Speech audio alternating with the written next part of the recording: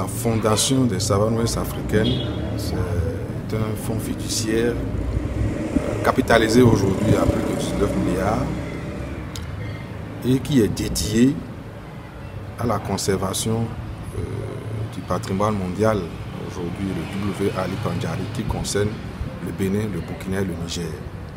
Donc le parc national de la Pandjari est un des 5 parcs qui composent ce complexe. Alors, la philosophie de la Fondation, c'est d'apporter sa contribution pour prendre en charge les coûts récurrents de gestion des parcs, au moins à 90%.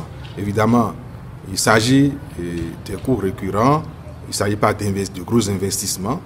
Et dans le principe, le parc bien géré doit générer aussi des revenus pour son autonomie financière. L'État assure sa partition régalienne et le complément est apporté par la Fondation et d'autres partenaires.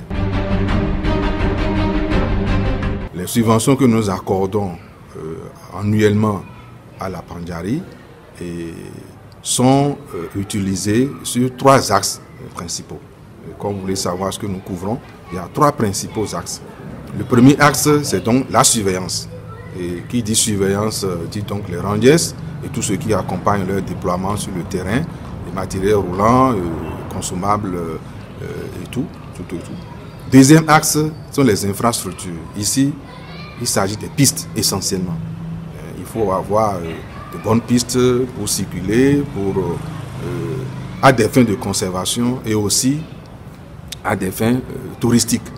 Et donc le réseau de pistes, nous sommes disposés à accompagner le parc pour la réhabilitation et l'entretien et l'ouverture même de nouvelles pistes pour que le travail se fasse normalement. Le troisième axe, c'est le développement communautaire. Le développement communautaire, donc autour du parc, il faut assurer que les populations aient le minimum pour ne pas dépendre exclusivement du parc. Bien entendu, le parc fait partie du patrimoine local et apporte certaines solutions aux populations. Il ne s'agit pas d'interdire l'accès au parc aux populations pour les besoins d'utilisation des produits non ligneux et pour leur bien-être. Mais il s'agit de faire en sorte que les populations comprennent que leur subsistance ne dépend pas du parc et qu'il faut plutôt accompagner les gestionnaires à faire le travail dans l'intérêt de